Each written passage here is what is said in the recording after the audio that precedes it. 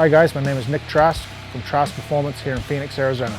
Today we're going to be showing you how to install a Trask Turbo system, one of our Assault turbocharger kits, on a Sportster. One of the benefits in putting one of these turbocharger kits on is you're looking at roughly 50 to 60 horse bolt-on power, 8 pounds of boost on pump gas. It's the most dependable way to make power. Smooth acceleration from mid-range all the way to redline. The maintenance level on it is basically the same as it would be on a naturally aspirated bike. Change oil every couple thousand miles. Other than that, run some good quality synthetic oil in it. Let the bike idle down after you're done running it. Give it heaps. To install one of these Stage 1 Assault turbocharger kits, you're looking at roughly 6 to 8 hours. You should be a proficient mechanic before attempting this project. The hardest part is probably taking the cam cover off, which you refer to the factory Harley-Davidson manual. Other than that, it's strictly a bolt-on kit, basic hand tools needed. All of our turbocharger kits come complete, ready in the box. So it's complete install, no modifications needed. If you purchase the THUNDERMAX from us, we'll preload it with a base map, so it's a plug-and-play install, pre-mapped with the correct map that you need. Relatively no tuning is going to be needed to the ECM, provided you have a basic combination. Now guys that have weird camshafts, cylinder heads, different compression, things of that nature, then you should take it to a reputable dyno shop and have it fine-tuned. So I'm going to be handing it off to Moots. Moots will be doing a step-by-step installation today, showing you what it takes to put it on and how simple it is. At the end of the install, once we get the system on the bike, we're going to be putting it on our dyno tune machine next door, and we'll be running it so you can see the exact gains you get from before and after. Hello, my name is Moots. I'm here at Trask Performance in Phoenix, Arizona. I'm going to be showing you today how to install a turbocharge kit, a Trask turbocharge kit on a 2015 Sportster. They only work well with the 1200 Sportsters. Do not try to put it on an 883. It just does not have enough standard power to drive the turbo. From there, I've already removed the exhaust and the intake. If this is beyond your capabilities, I strongly suggest you get somebody else to install this kit. It's not difficult, but it's something that you should be comfortable with the mechanical abilities. I like to drain the oil. The oil is the lifeblood of your engine. It's also the lifeblood of your turbo kit. So you want to keep your oil clean and change it every 1,800 to 2,000 miles.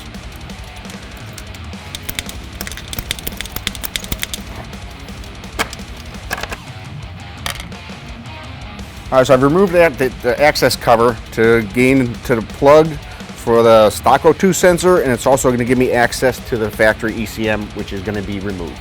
I'm going to remove the seat and the fuel tank just to give myself a larger open area to work, and it'll also let a little bit more light come in to let me see what I'm doing.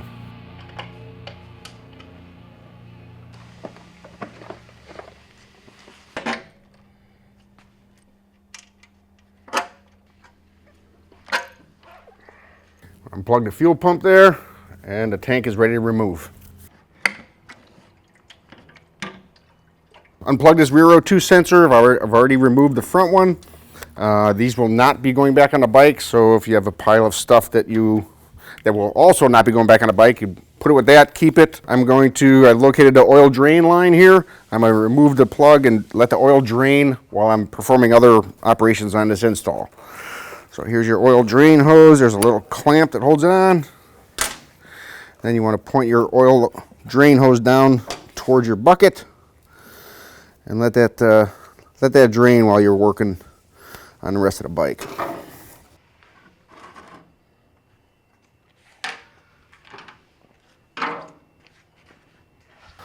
So oil's going to drain better if you open the oil fill cap and let air get in as the oil is draining.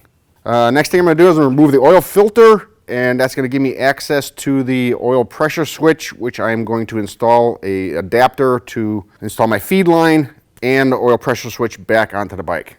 Okay, so I'm going to remove the oil filter, and you'll see in a minute that it'll give you a much cleaner access to the oil sender unit. I got a pan under here because it will probably dribble a little bit, and you want to try and be sanitary. Oh, look at that. Okay, so I'm going to shine my flashlight in here. Right there underneath where that oil is dribbling down, you'll see this wire here, and there's your oil sender. We're going to remove that and install an adapter that will accept the oil filter and our feed line. So we'll go over to our parts table where we have everything laid out, and we'll point out some of the components.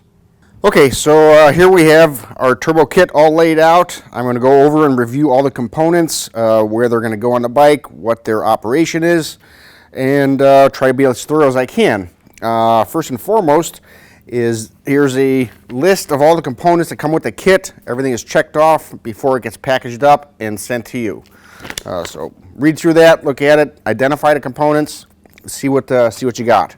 Our head pipe here, that's going to go directly on the engine. We're going to use the clamps that came off the stock exhaust with the clips.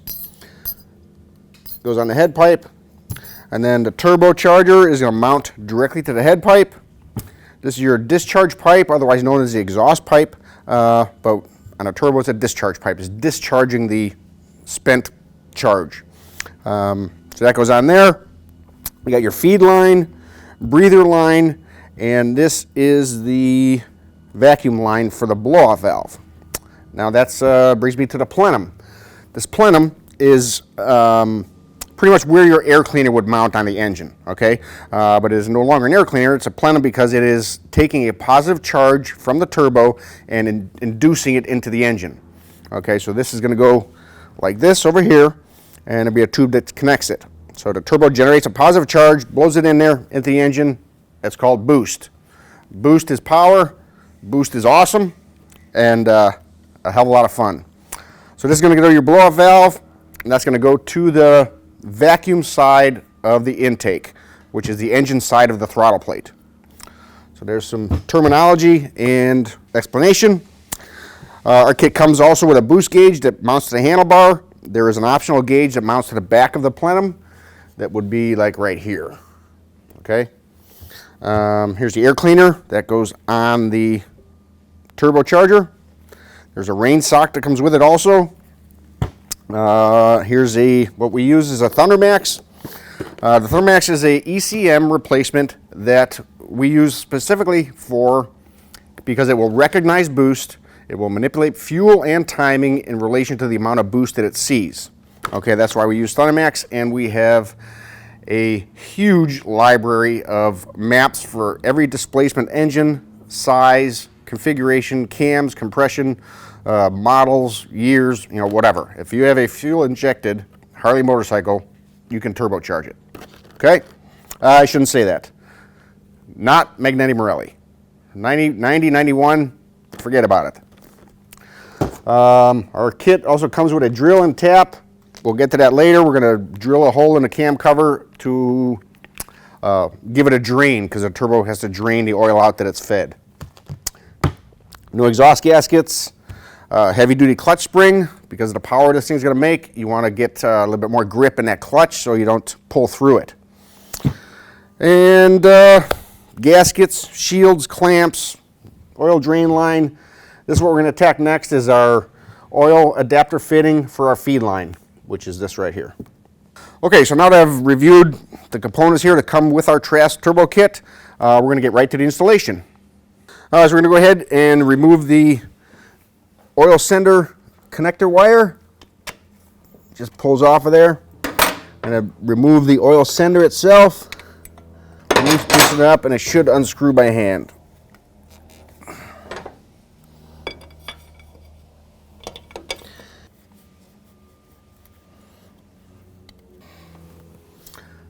Oil sender, oily sender.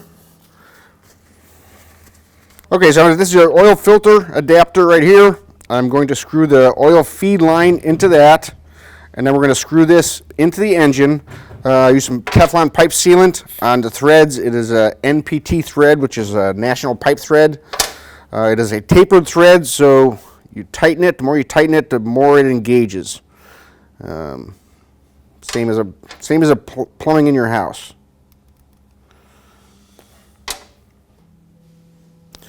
And make sure the face of this is clean, because you don't want any of this or any foreign matter of any kind getting pushed up through the turbo. That turbo is going to be spinning at excess of 100,000 RPM, and any minuscule piece of debris that goes through there can cause damage. Install that in there. This is going to point directly down from the engine, and our turbo feed line will go in at a 90-degree angle.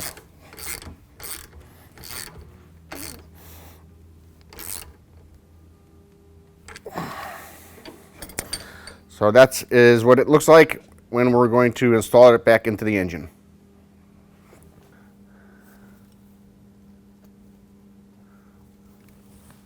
Oops.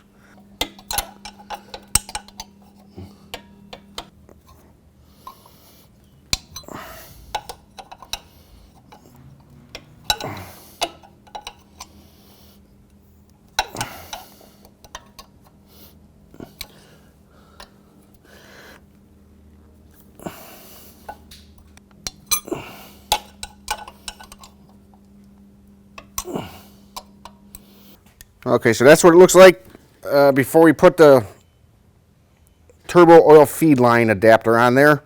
I'll do that now and then we'll take another shot. This is for the turbo oil feed line. Going to insert that into our adapter.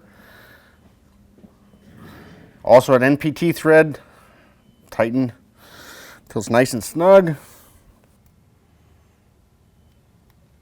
You want to support this thing so you don't snap the adapter off in the block, because you'll be hating life very much.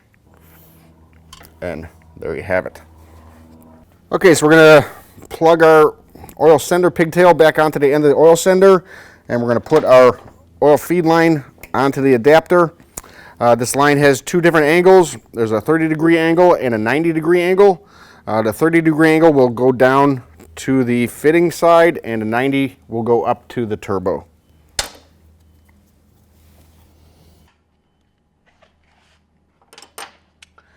This is an inverted flare type fitting, so there is no sealant or anything like that required. The female side will mate up with the male side, just like in life. It'll also send oil, fresh, clean oil, to your turbo. Okay, so I'm going to just tighten up this oil feed line to our adapter, and that's tight. Remount our regulator on here, and then I could actually put the oil filter in place. I do want to put a little bit of Loctite on here. Harley-Davidsons require Loctite. If you didn't know that, you should probably invest in some. I'm going to grab a fresh oil filter and install that. That way I'm done in this whole area, right? I'm going to install that on this side of the bike, and that way I can walk away from this particular area of the install.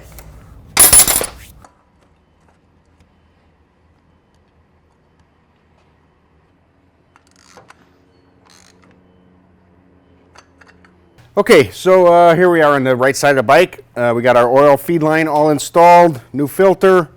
Everything's happy over there. So we're going to install our front turbo support bracket. We're going to put our turbo, our head pipe on there that accepts the turbo. Tie that all together. We will assemble it in a snug fashion to this point. We're not getting ready to tighten everything down to a final torque.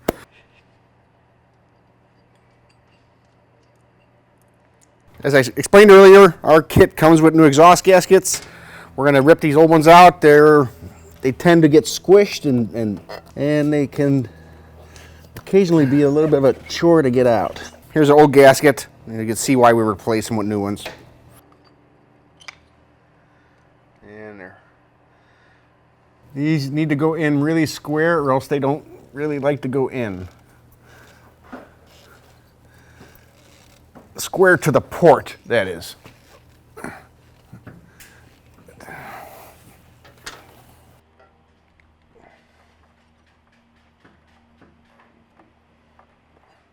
Okay, so I'm going to go ahead and install the shields on the head pipe. Note the way I have the clamps oriented on the shields. This black coating is very durable, but also is easily scratched. So you want to be careful not to damage the pipe when you put this thing together. It's a high heat ceramic coating.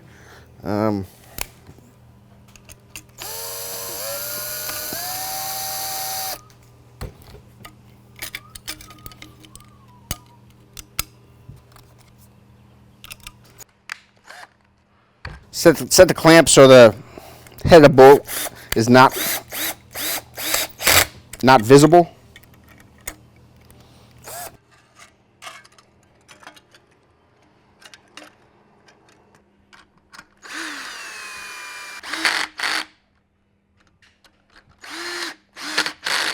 Flanges go on with the indentation towards the engine, and you got your retaining clip.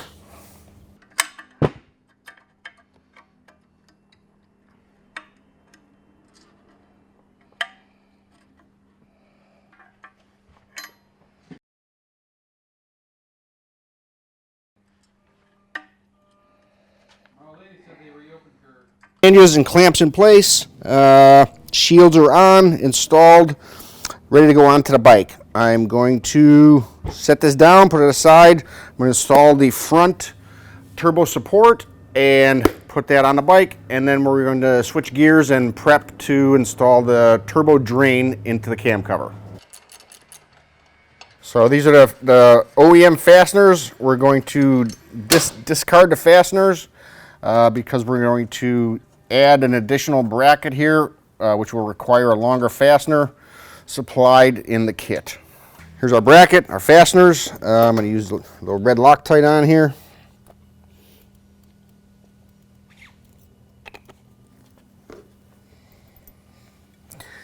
Keep this to the head. Your bracket will go on top of that, sandwiching it into the head.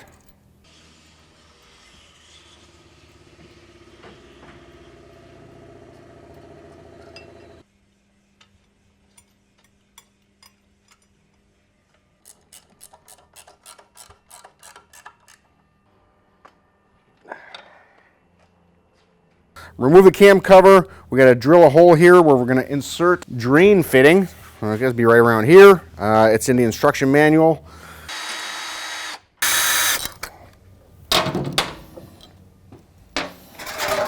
So I'm just going to swing off to the side, let it kind of hang there out of the way.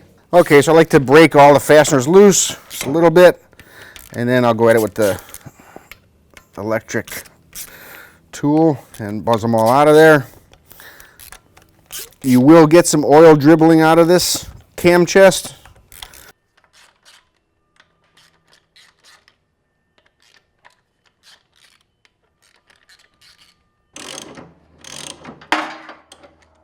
Okay, so I'm going to remove the spark plugs at this point. They're getting changed out anyway. With our turbo systems, we run a one-step colder plug. It just likes the situation better. It's a slightly warmer charge going in there, so you want to try and cool it down. So I'm going to leave the plugs out of here. I'm going to put in fifth gear. I'm going to rotate the engine around until it's in a neutral position without any lift on the valves, and then proceed taking the cam cover off. So I got the jack under it. I'm going to click it up into fifth gear. Everything's all locked together. Rotate it around. Rotate it around. That's in a very neutral position without any load on the valves. Okay, so now we can go ahead and remove the cam cover and drill our hole. Now I'm kind of nuts and I like to keep a clean work area, so I set my cloth down and lay my bolts out like little soldiers. It's just a neurotic thing I do. But if you want to be a goddamn pig, by all means, feel free to.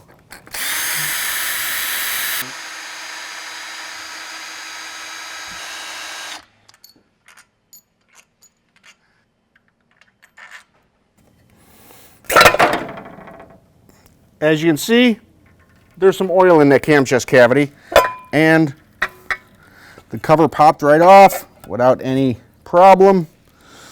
Cams are all still in place, and I want to set this back here because I got one breather line that I need to disconnect. This is your breather line coming from the cam chest. I'm going to get rid of that clamp and disconnect this from the bike.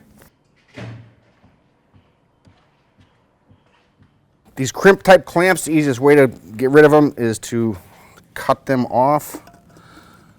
I got a large pair of cutters here.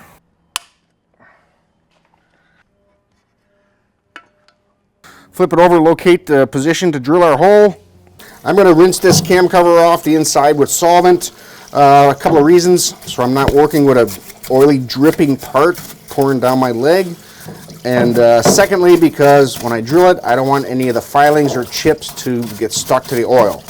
Of course, I'm going to rinse it and sterilize it after I drill a hole again. But just to keep things clean in your work area, you get rid of all of that ambient oil that's in there. That's pretty clean. These are your cam bushings here. This is the pinion shaft from the crank. And I'm going to make a little noise and blow some air on this thing.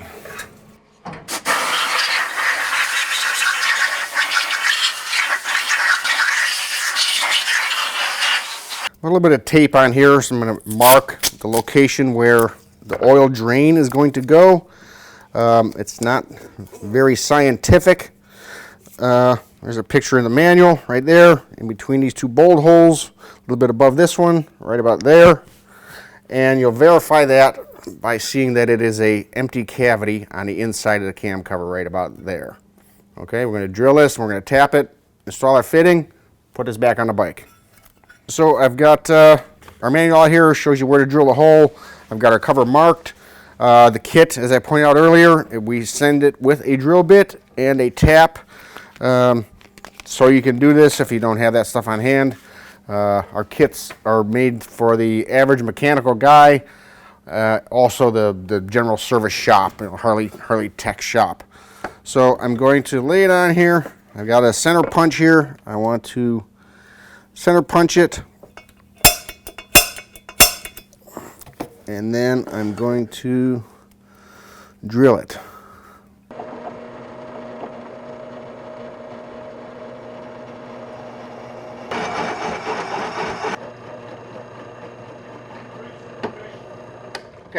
Okay, so we got our hole drilled. We got our tap here supplied with the kit. This is our fitting.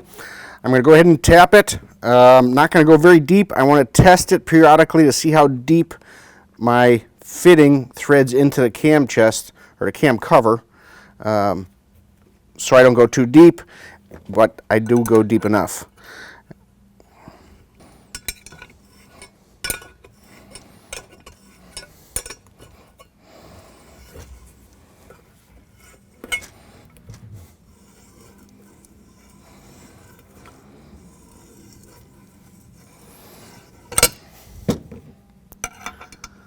About halfway down the threads and the tap. I'm going to pull it out.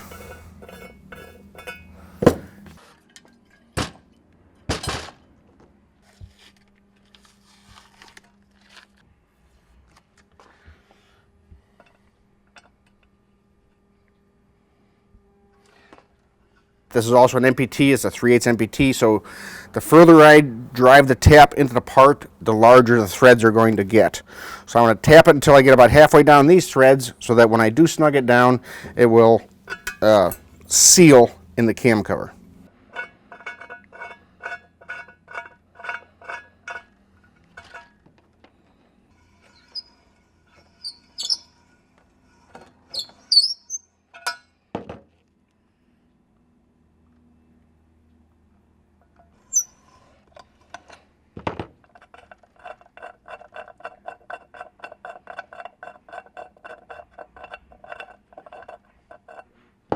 I'm going to apply red Loctite to this because it's, as you can see, it's a relatively thin portion of material there. I'm going to blow this off and get it nice and dry.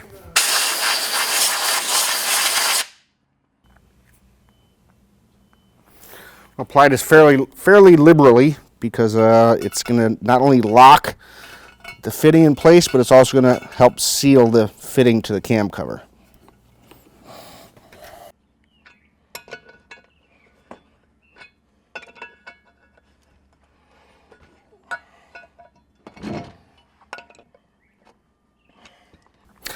Alright, so we're all done. We want the fitting pointing in the upward position. as in the manual that I'm looking at here on the side. I'm going to clean this cover out again and then lubricate my bushings and reinstall the cam cover with a fresh gasket. Got our fitting in there, pre-lubed the bushings, going to reinstall the cam cover, got to reattach our vent line with a fresh clamp onto our fitting. 4 or 5 hands would be of help right now, but I only have 2. Okay, that's on there. Grab my crimp pliers and crimp it in place.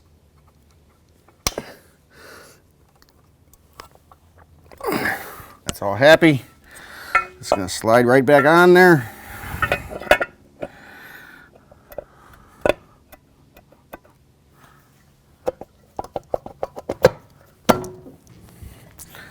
I'm going to spray down my fasteners, make sure there's no oil on them. Apply Loctite to them, just a dribble.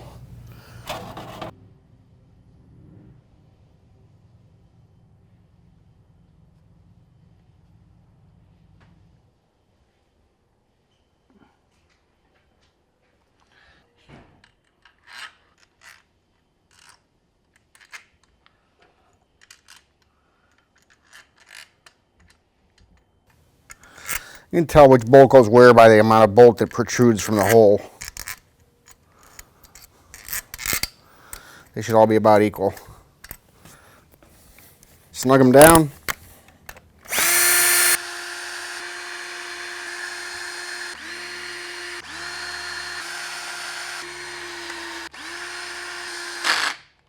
Okay, so we're going to reinstall our brake pedal and foot peg assembly. I get it started by hand first before I run it in there.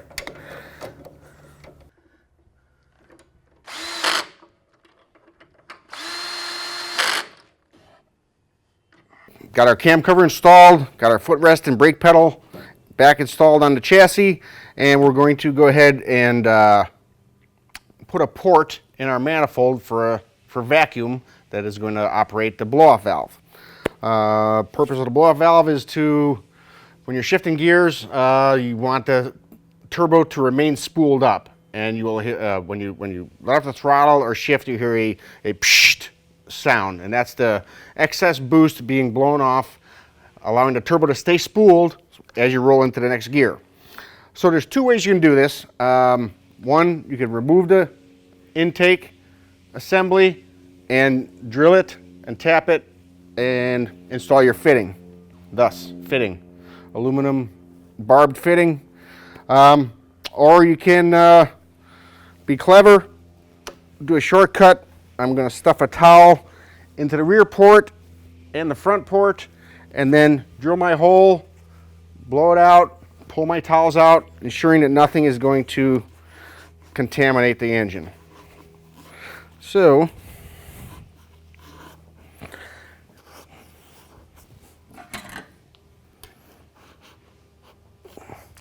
that went into the front. I've got an angle drill here.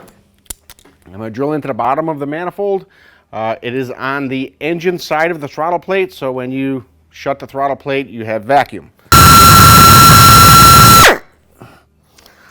Okay, that being done, got my tap here. I'm going to go ahead and tap the hole. Then I'm going to remove my stuffed paper towels that I have in there and put a dab of Loctite on here and insert the fitting.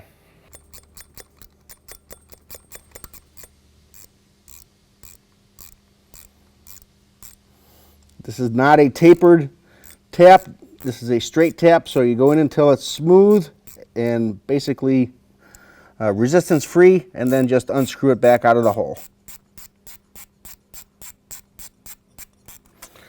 Okay, I'm going to blow off some of those shavings, metal shavings, whatever. I'm going to go in there and retrieve. Actually, I'm going to kind of blow a little bit of air in here and shoot some shavings back in my eye, and then I'll go in there and retrieve my towels that I stuffed into the ports.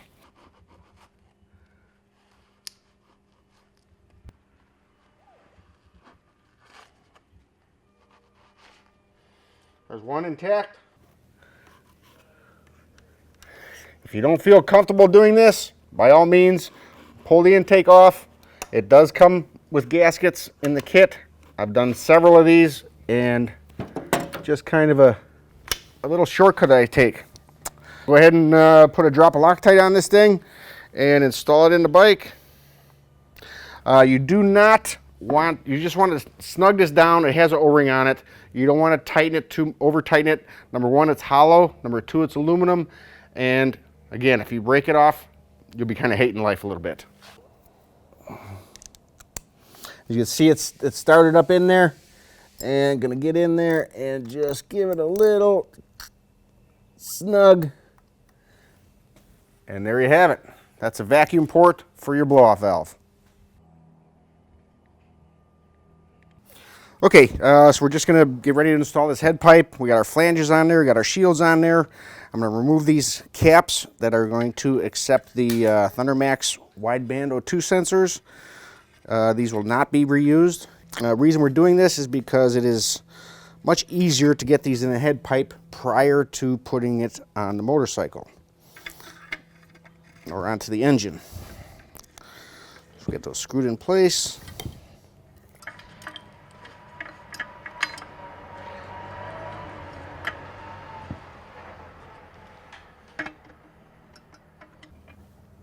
Snug those down. It is a crush type sealing washer similar to a spark plug.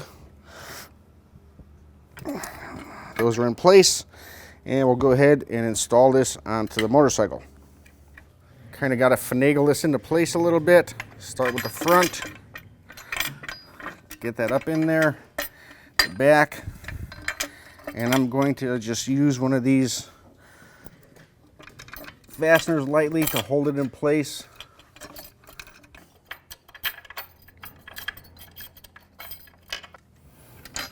Okay, got the back ones, the nuts just started on the studs. And get our nuts started on the studs for the front head. Roll that around. I'm gonna go ahead and snug these up. Not tight at this point, just kind of snug.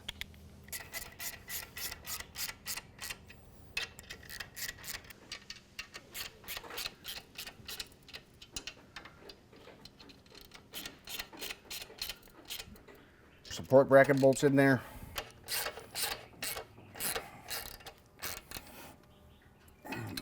Snug those down. We're gonna grab our turbo assembly, gasket, a couple fasteners, the bolts. Put the fasteners in from the outside.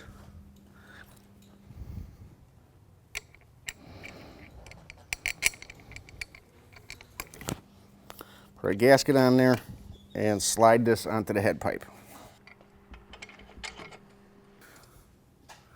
Get the nuts started.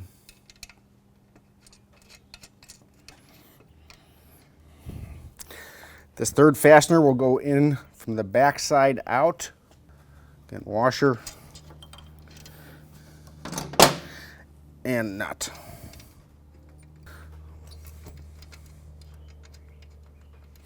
So now it's hanging on there with three fasteners. The fourth one is a bolt that's going to thread into the head pipe flange plate.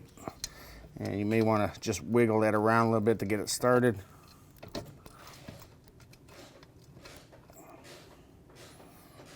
Okay, we'll go ahead and snug up those four. I don't want them tight at this point. I want this turbo to be able to move around a little bit for alignment purposes later on. These are self-locking nuts. They call them pinch nuts. So they, as I said, they're self-locking.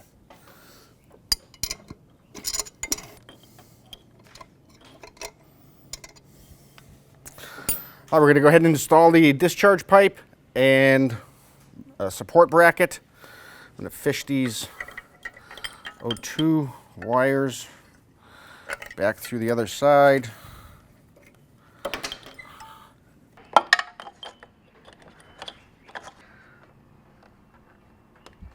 Okay, so I stuffed the wires down in behind the oil lines, in behind the starter. That'll prevent the O2 wire from getting anywhere close to the head pipe and burning or cooking. Okay, so we've got our turbo on the head pipe here. It's snug, but not tight. I'm gonna go ahead and run my drain line down to the cam cover that we installed prior to this. This is a preformed drain line. It has a couple bends in it. You're going to trim this down to the proper length. It is far too long from the get-go. So kind of eyeball where you want it. Trim it down. Just put it on there with no clamp at this point. And eyeball this. You want this to be as straight a shot as possible so that it drains correctly. All right, so that looks pretty good. It's got a heat protective coating on it. We're going to take it off and put our clamps on. Lock it down. Always try to orient your clamp so that you don't have the lug of the clamp hanging out. Structurally correct, but it's visually better, cosmetically.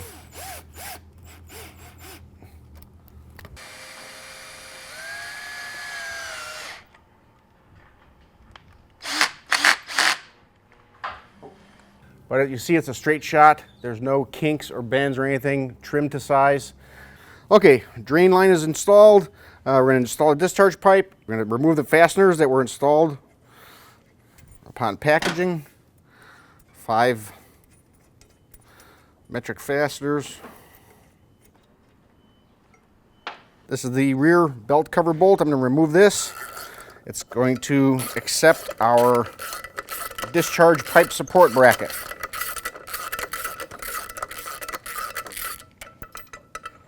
Okay, so we're installing the discharge pipe support bracket. Again, I'm going to snug it down. I don't want it tight at this point. I want to get everything installed on the bike in a neutral, relaxed position and then start snugging stuff down or tightening it. We have our discharge pipe here and a gasket. This mount will line up with our rear support mount we just installed. Gasket will only go on one way. Same as before, I'm going to get a couple of fasteners through the holes, hold the gasket in place, and then put the assembly up to the turbo. These require anti-seize because it's a stainless bolt going into the hot side of the turbo, and you want to be able to them not to seize in there so that you can service the unit when necessary.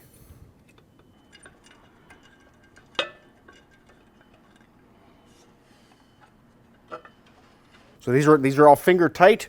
At this point, I'm going to align our bracket back here. So what I'm going to do here is I'm going to hold this bracket in place while I tighten the fastener to the chain housing. It was just snug before, and I don't want it to twist as I tighten that bracket. So now that's all tight. I can go ahead, slide my large washer through, carriage bolt through the assembly, seat it in place, secondary washer, and jam nut or pinch nut.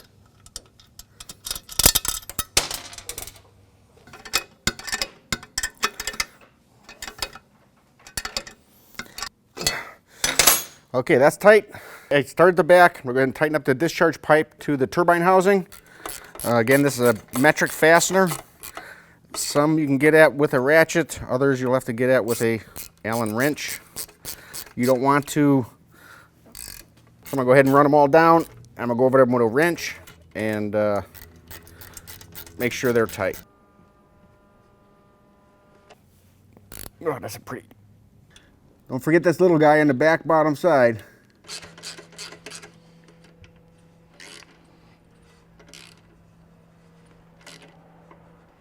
We're going to tighten the turbo assembly to the head pipe. The 4 bolts that we put on with the gasket earlier. This is going to start to get a little congested. The reason for that particular procedure is to ensure that everything is in a neutral, relaxed position. Nothing is torqued or pulling on each other.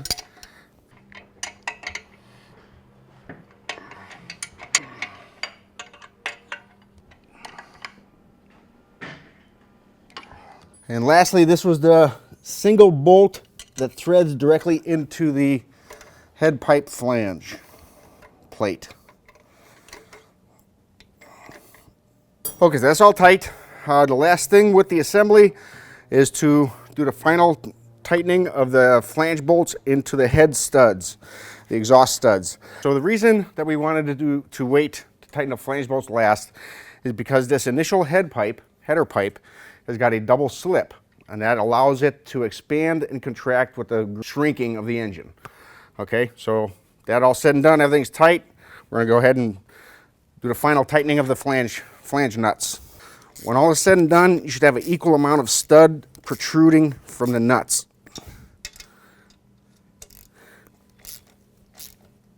And I'll actually go back and forth 3 or 4 times just to ensure I got that all equaled out. Okay, there's your rear.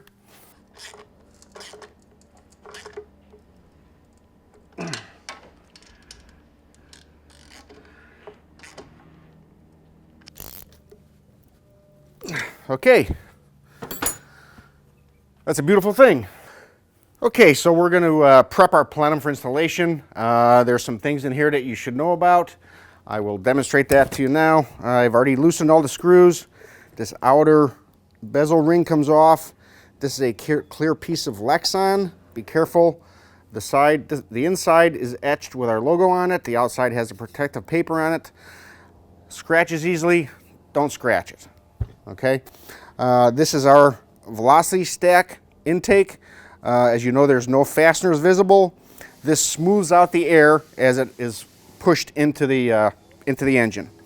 This is in place with magnets, and a slight turn will allow you to get it out. You'll rotate it 1/8 of a turn and pull it straight out. There's tabs that hold it in place, and then magnets that prevent it from turning. Okay, you see the lock tabs here and the magnets. So this has to be removed because your fasteners that hold it onto the throttle body are underneath your velocity stack. Got that side pretty much buttoned up other than the plenum. I want to go ahead and install our new injectors. Supplied with our kit are a larger injector that will support the extra power that the turbo will produce. So I'll go ahead and remove these injectors and install the new ones. That can be done, again, without removing the throttle body or intake manifold.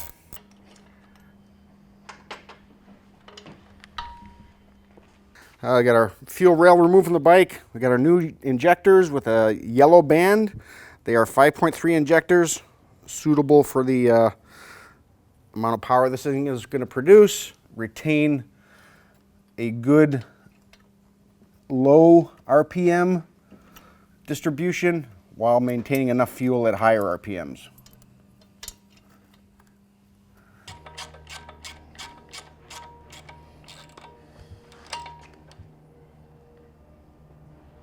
Plug our injectors back in.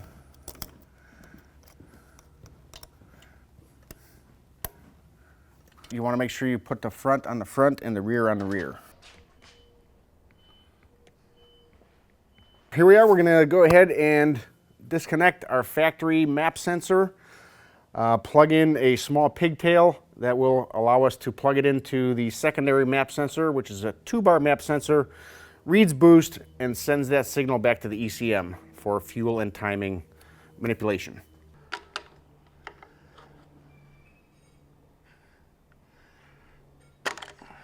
That's your factory harness. Make sure you don't lose your gasket.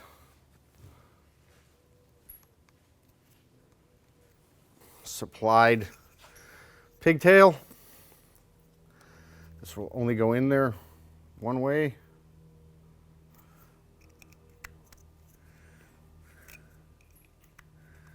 Like so. That'll lock in place, and that will lock it in, not allowing it to pull out. I'm going to stuff that back in there a little bit. And this is going to plug into our plenum. Okay, so I've routed the pigtail for the map sensor down under the throttle body. It's going to plug in something like this. As you can see, our new map sensor is located there, and we'll go on to the bike like that. Subplate and breather bolts. As you can see, they're hollow, You got a recess here, and these are going to be external breathers, allowing the engine to breathe without sacrificing any boost. Put a little bit of Loctite on these. These have O-rings on both sides, 4 O-rings, one to seal up against the head, the other seals up against the breather bolt.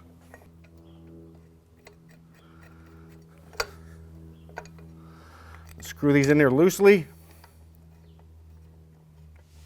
Before I tighten the breather bolts, I'm going to use the 3 fasteners that thread into the throttle body and align it. I'm not tightening it down, I'm just using it for a location so that when I tighten down the breather bolts, everything is in proper alignment with each other. Then I'll remove these, put the plenum on there, and put the bolts back in with some Loctite.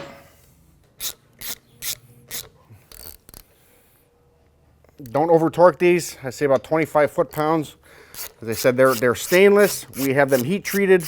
They're strong, but an animal can break them.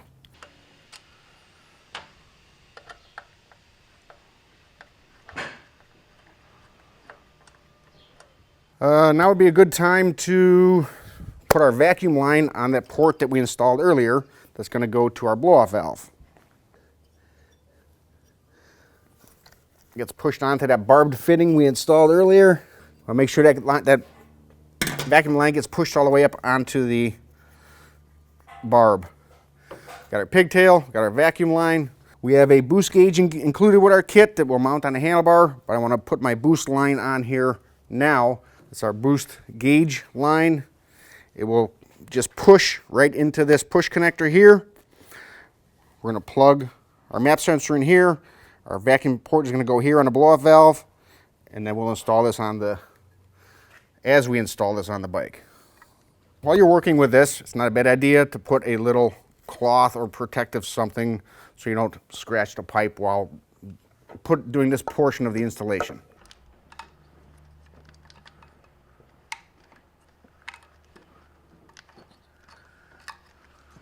Okay, that's on there. I'm going to put a little bit of Loctite on the 3 fasteners that we use for alignment. We're at this stage of the game, we're about ready to bolt the plenum onto the throttle body. You want to put your rubber boot and slide it all the way up onto the turbo. Put your couple of clamps on here. Loosen these up so they slide on there easier. Slide them up out of the way.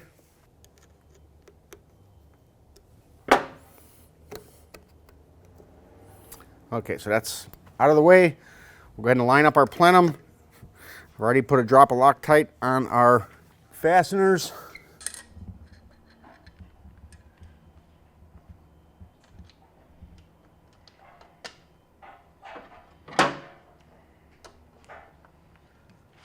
Get all 3 of them started and then tighten them down equally.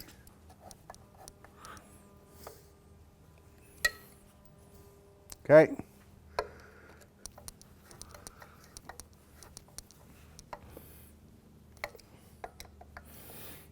That's also an O-ring seal on the back side of that plenum where the plenum bolts onto the adapter plate. There's an O-ring that seals that off to maintain boost. Okay, so that's all on there. We got our boost line that we ran earlier here. I'm going to go ahead and connect that onto the blow-off valve. Okay, so as you can see, our inlet tube is slightly out of alignment with our plenum. There's 4 bolts on your compressor housing. I'm going to loosen them a little bit and just rotate that in until these align.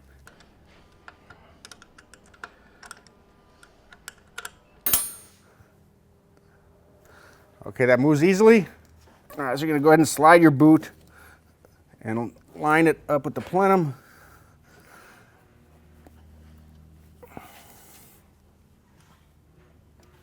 There. Okay, so we're on there 100%. Put our clamps, we'll tighten that up, tighten this up.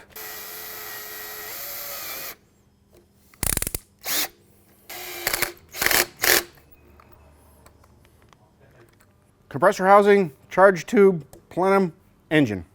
I'm going to carefully peel the protective cover off of the Lexan install our bezel ring and clear cover, and we'll be pretty much done with this side.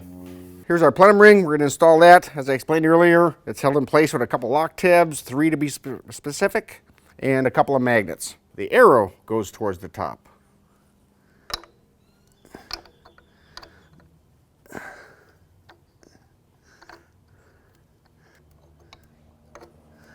Voila. Okay, so we're just going to go ahead and seal up this plenum, install our window, bezel, and the fasteners. I've already applied a small amount of blue Loctite to the 6 fasteners. That just sits in there. You want to get our logo nice and parallel with the ground.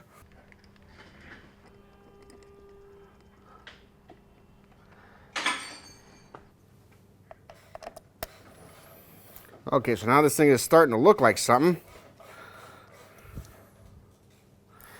Looks pretty badass. All right, that's sick. I got to tighten up this compressor housing that we loosened earlier to align all this. So I'll do that now.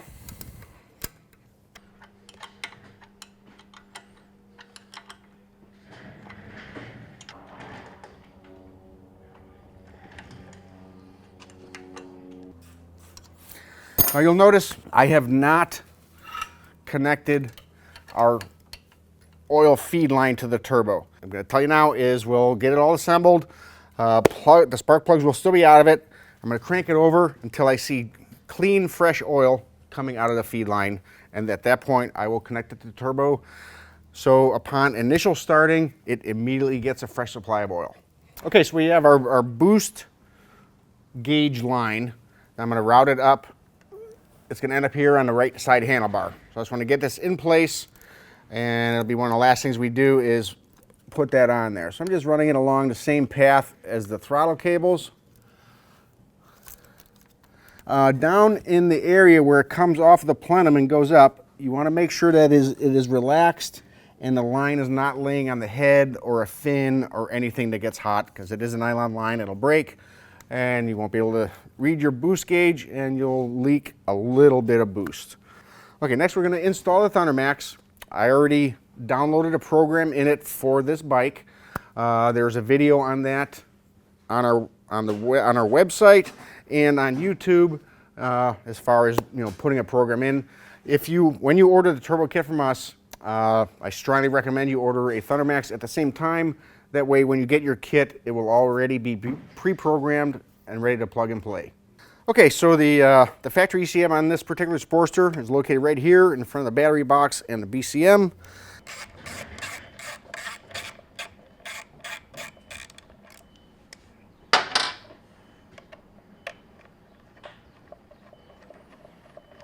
ECM will then slide out of its pocket.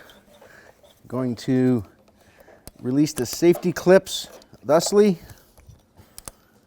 and remove the plugs from the ECM. This is a sealed plug, so it may be a little snug. Okay, factory ECM, toodaloo. So this is a THUNDERMAX ECM. As you can see, it very closely resembles a stock ECM. This is the port if you were to download a program. Factory connectors connect in there.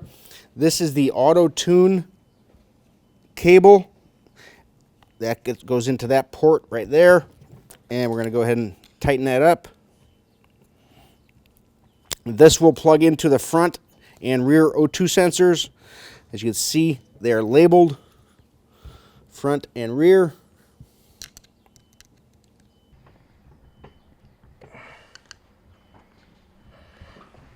The THUNDERMAX is labeled black plug, gray plug. It doesn't get any simpler than that, people.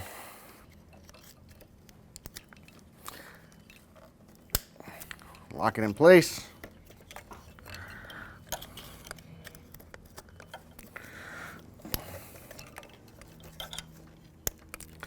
Lock it in place. There's a pocket right here where the inside lug of the ECM is going to slide into and allow you to get the outer fastener in place.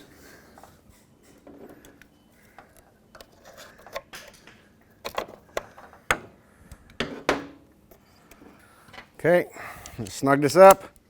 We're going to route our O2 sensor cables, connect those up, and that will be it for the installation of the THUNDERMAX. So we got rear and rear.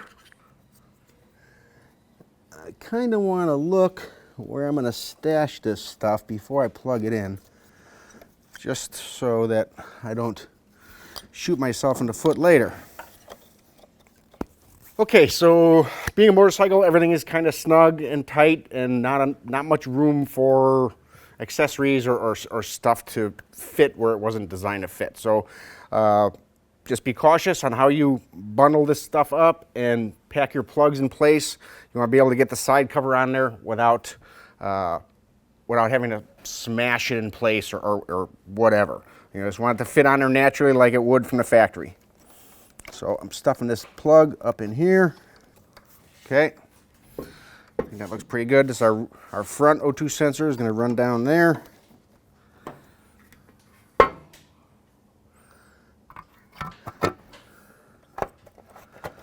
that. And that snaps in place nicely.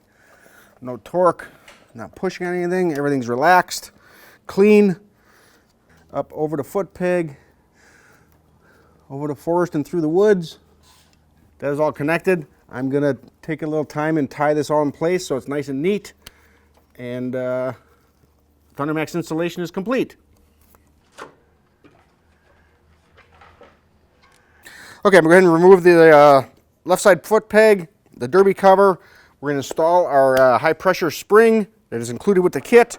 That will allow this little Sportster to accept the power we're about to throw at it. Hoo-ah!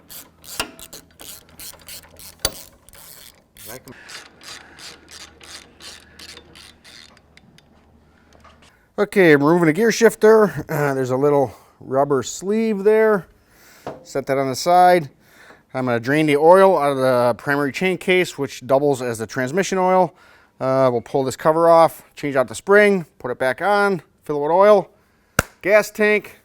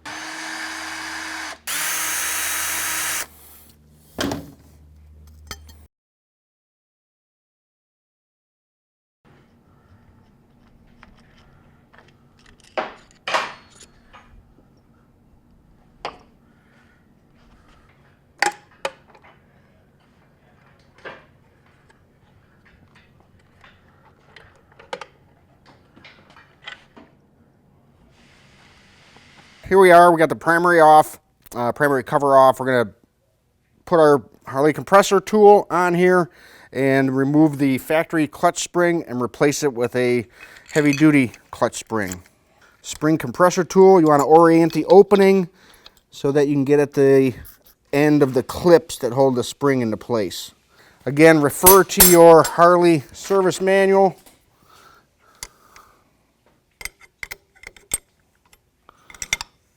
Okay, spring is compressed. The center ring you got to get out of the way so you can get the clip released.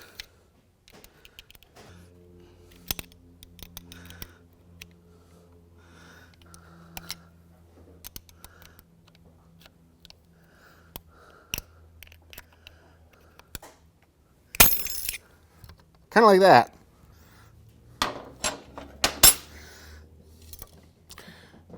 We're going to actually take this over to the bench, change the spring, and come back over here and reinstall it.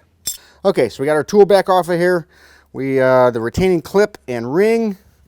I'm going to remove the stock spring. Put in the good guy fucking Gucci spring in here. Put your ring and clip back in place. Tool. Spacers.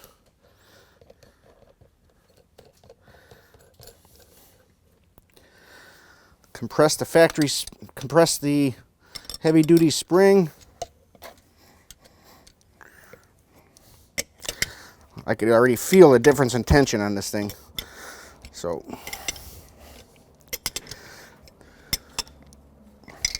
that's bottomed out. Go back over to the bike. So I put the pressure plate back on the clutch pack with the tool and the spring compressed.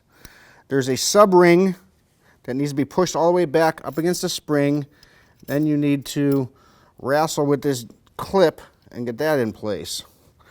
And it's actually probably easier getting it in than it was getting it out. Harley went above and beyond their engineering skills on this one.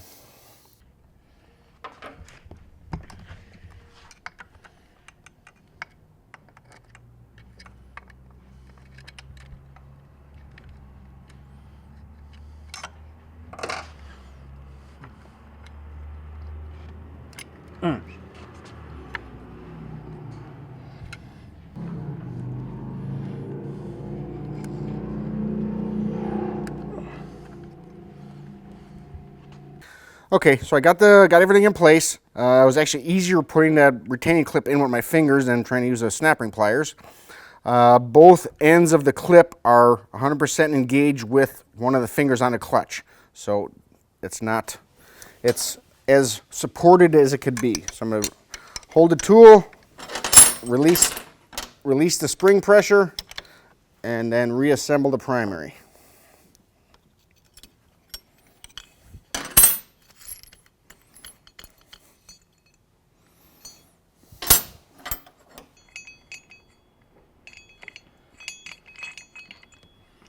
Okay, so I didn't mention prior to removing the primary cover, your primary chain adjuster, I loosened that and put it into the furthest relaxed position. That needs to be done prior to taking the cover off, and also last thing you do when you put the cover back on. Okay, so that being said, we take our cover, you gotta stick your finger in behind here, lift up on the chain, get it up over the primary chain tensioner while aligning the shifter shaft with the hole and dancing the jig while sliding the cover back into place. There you have it. I'm going to prep my fasteners, screw them in there, torque them down, and then we'll go to adjusting the clutch, which is a different process than any of the big twin type clutches.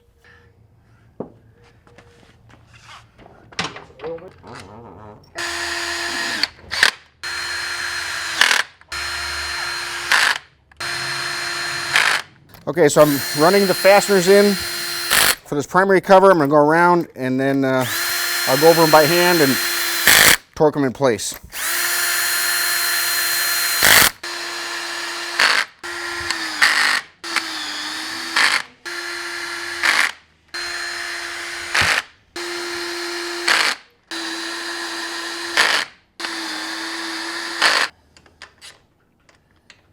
Okay, so we're going to go through and reassemble our clutch adjustment assembly.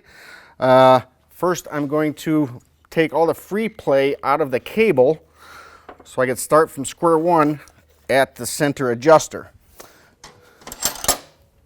Okay, so we're going to release the adjuster cable to its slackest position, most slack position. Okay, similar to a big twin, we're going to run the screw all the way out. We have full contact. I like to work the clutch a little bit just to make sure it's seated. Full contact, back it out 1/2 turn till it's released. And then this nut is going to go on there in a reverse fashion, lined up with the flats, wherever that ends up being, right there, okay? And our spring will go on there, okay?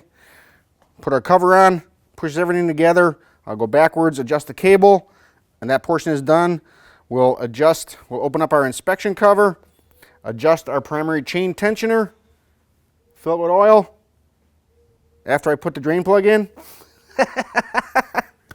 and put the tank on and fire this baby. Actually, get oil pressure to the turbo, fire this baby up.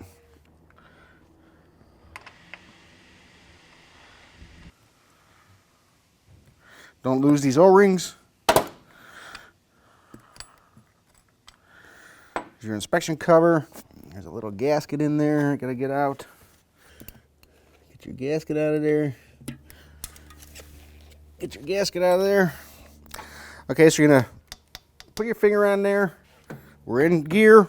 I'm gonna adjust this primary chain to about 1/4 inch of free play, up and down.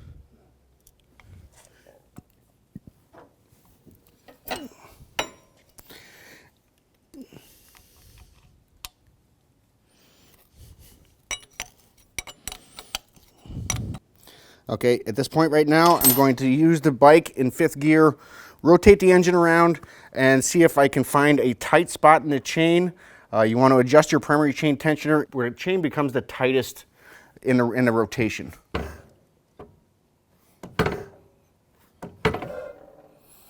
right, so I was just there.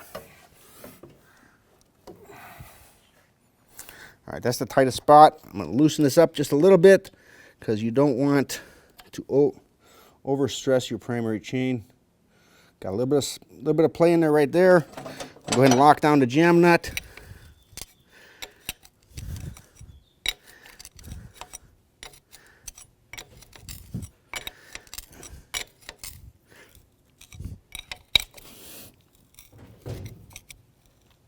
Okay, that's tight. Chain feels good. Clutch is set. Gonna adjust my cable.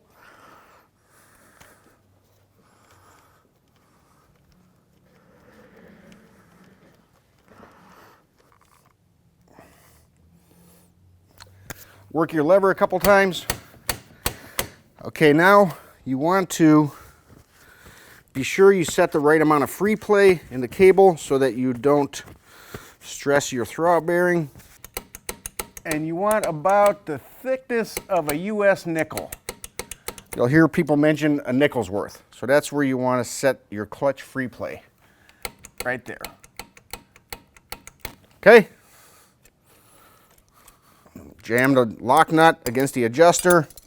Go ahead and slide your clutch boot back down over your clutch cable. Thusly, put your clip back on there. Clutch is awesome. Definitely got a little bit more tension on there. I just want to put a little bit of Teflon tape, pipe sealant on our drain plug.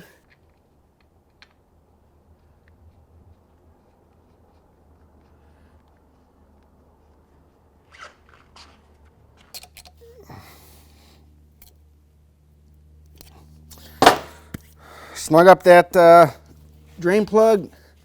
Put Loctite on my derby cover fasteners earlier.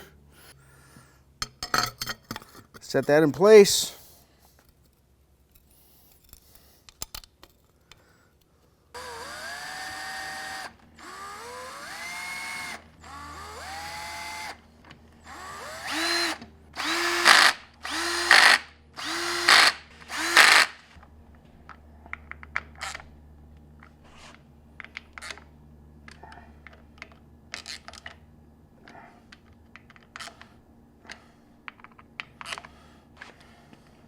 So I realize this has been somewhat of a lengthy process, but I also want you to know that we are also trying to be as thorough and meticulous as possible so that you can get all the information that you need from our efforts.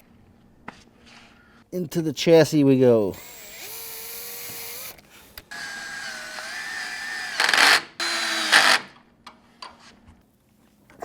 Tight. Okay, so I think we're pretty good there.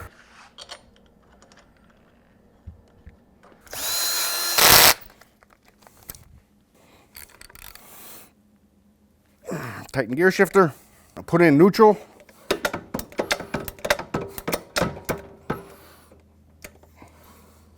Okay, go ahead and add our primary chain case oil.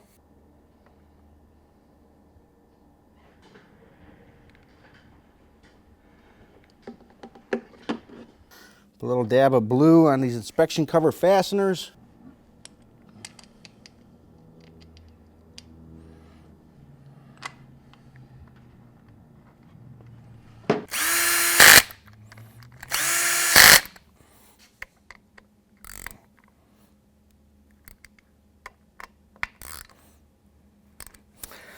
There you have it, clutch spring installation. Finished the clutch, spring, turbo's installed. Gonna add fresh clean oil, as I mentioned earlier. And I will mention again, clean fresh oil is the lifeblood of your engine and your turbo. We're using S&S 2050 fully synthetic oil.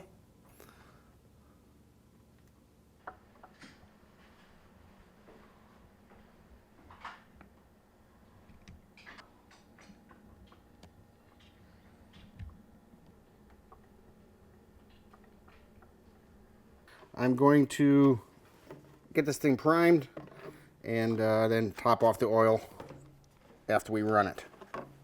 Turn the key on, hit the start button. No spark plugs, I'm just going to crank it over until I get some oil coming out of this feed line.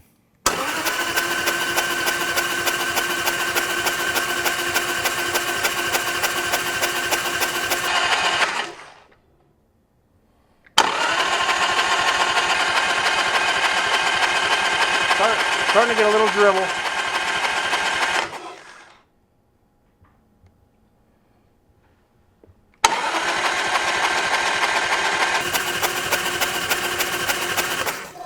And now it looks clean and fresh coming out of there. That ensures that when you start the bike initially, it will immediately feed oil to the turbo. So we got the feed line started on the fitting. We're going to snug this down. If there's any resistance, if it feels like it doesn't want to go on straight, stop where you're at and loosen it up and start over, because it's not, this is something you don't want to cross thread or make any mistakes on. And push it back, and then as I tighten it, it's going to rotate around and seat and in the proper direction that I want it to be, right there. Okay. Feed line installation, turbo will get oil. As soon as we crank it over, we're gonna put the gas tank on, fire it up. We got our air cleaner, our breather lines, our spark plugs, and our boost gauge on the handlebar. On a Sportster, I wanna run these lines rearward, so I'm going to go behind here, connect it to the spigot on the backing plate. Okay, so I got my breather lines on there. I want to run these in a manner that it does not come in contact or rub against the exhaust system at any place. So I'm coming down behind the O2 sensor, and it's going to come in down right by the oil lines and just dump into the atmosphere, which is what we want. The rear one. So again, this is your engine breather hoses. You want it releases pressure from the bottom end of the engine, so there's no resistance or backup.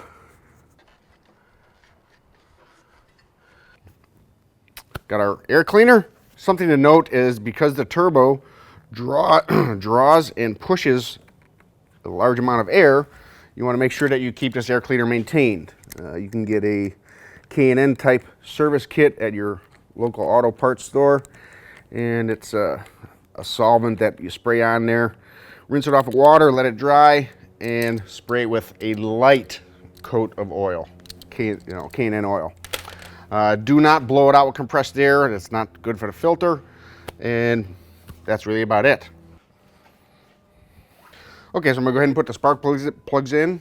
I've already gapped them at 35 thousandths. Put a small amount of anti-seize on the threads of the spark plug, It just preserves the threads of the engine and makes things happier.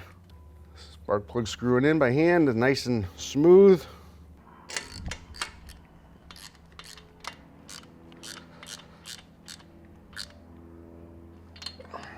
Connect our plug wires. They will snap into place. And we'll go ahead and mount our tank. This will slide over.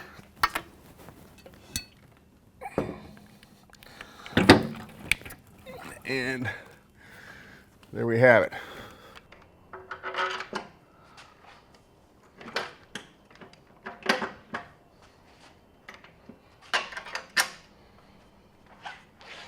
Okay, so we got our fuel tank on, got our overflow hose we're going to connect back up here.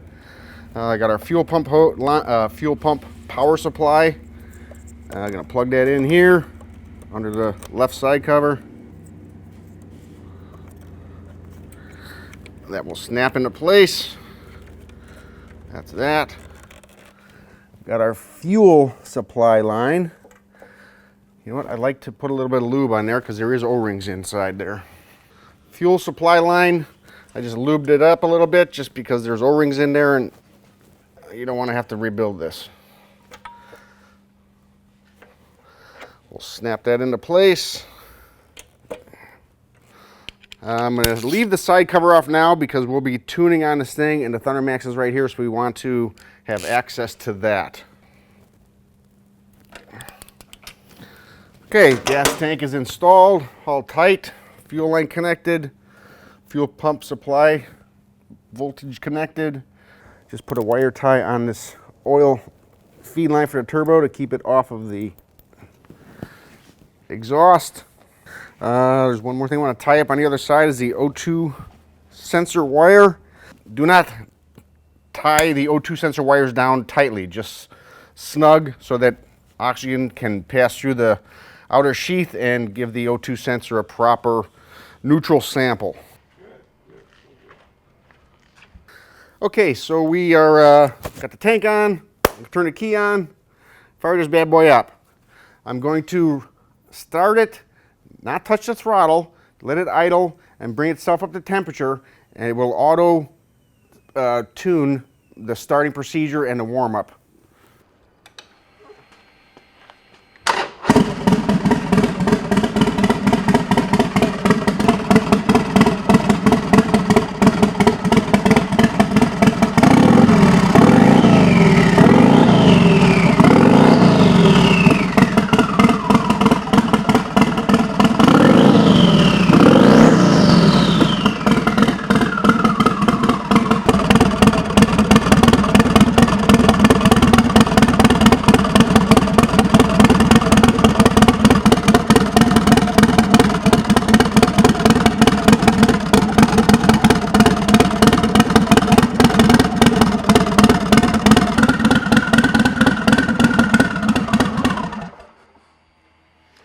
Okay, that's awesome.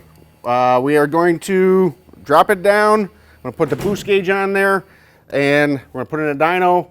Ron is going to do some checking on the map and some tuning, and then we'll take it for a spin. Got our rain sock here that comes with the kit. Does not impede any of the airflow. Not necessary unless it's raining, but we put it on there.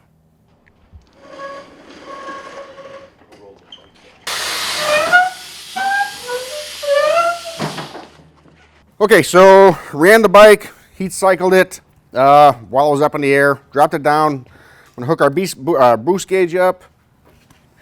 It will replace the master cylinder perch clamp, reuse the factory fasteners.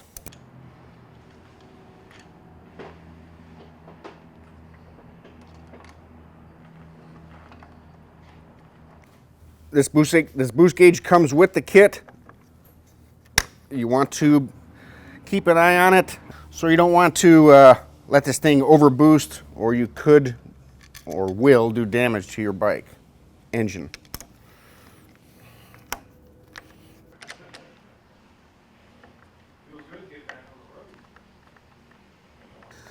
I'm going to pick the cleanest route to run this line, which looks to be directly up at the brake line. run it on the route I want to run it, and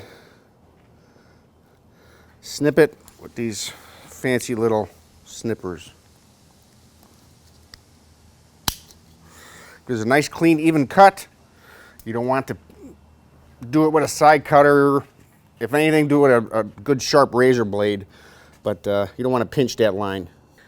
And it just pushes directly into that push connector. And I'll get a couple little wire ties and clean that up.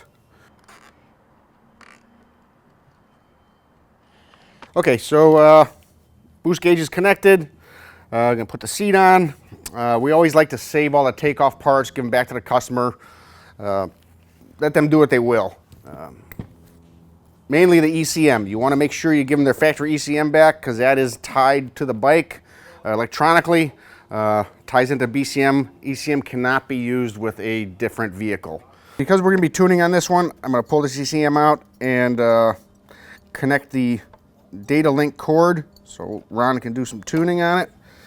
And then we'll run it, ride it, do a pull, and get a number.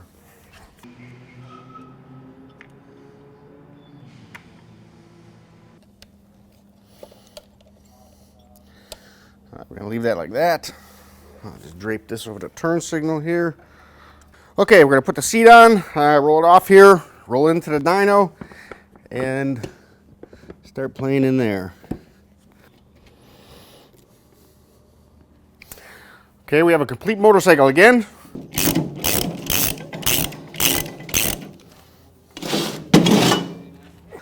Since we did run it, I want to go ahead and double check the oil. And it's good.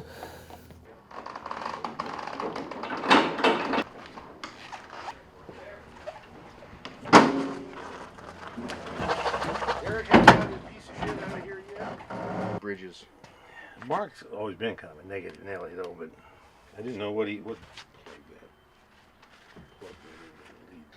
Okay, so here we are. We got the bike set up in the dyno here. Ron is our tuning specialist. He's going to do a few runs on this thing, check the map, make sure it's good, and do some pulls so we can get a number. When you get your kit from us, the map will be pre-programmed into the ECM. It is unnecessary to run this thing on a dyno or anything. At the very least, just run it around, run it through its heat cycle, and put some miles on it. And with that, I'm going to hand it over to Ron.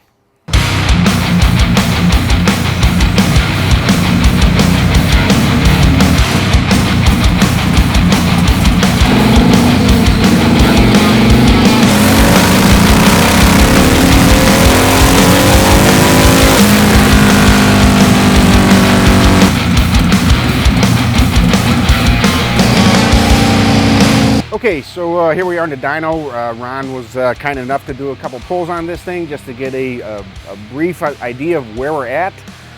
Bolted kit on, stock Sportster, 68 to 70 horse out of the box.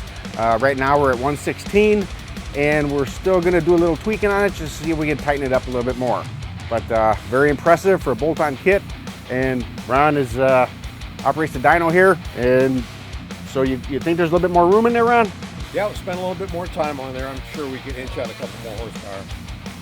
Okay. That being said, we're going to ride this thing around and see what you think.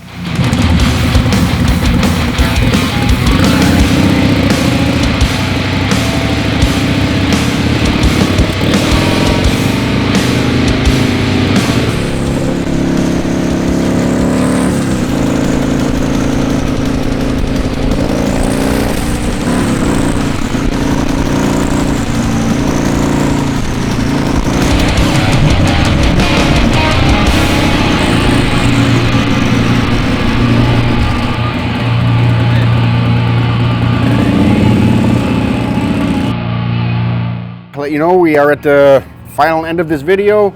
We've been through the dyno, did the full assembly. I'm going to give you a little bit of instruction on maintenance and care for your now turbocharged motorcycle. First and foremost, when you're going to start the bike, you just want to turn the key on, let the fuel pump cycle, push the button with no throttle. Don't turn the throttle, it will confuse the IAC motor. Push the button, no throttle. Allow the bike to get up to operating temperature before you start getting after it or beating on it or being aggressive. What that does is the cylinders will stretch and put the proper amount of squeeze on the head gaskets and everything else before you start generating boost. Okay, other than that, just ride the bike, maintain the bike like you would normally. We'd like to see you shorten up your oil changes a little bit, 18 to 2,000 miles for an oil change. And shutting it down, you want to let it idle for 15 to 20 seconds. That will allow the turbo to spool down to an idle rotation before you shut the bike off. Fuel, we designed these to run at 8 pounds of boost on 91 octane pump gas. So there's no need to put any additives in it. In fact, we encourage you not to use additives, just a straight unleaded 91 octane.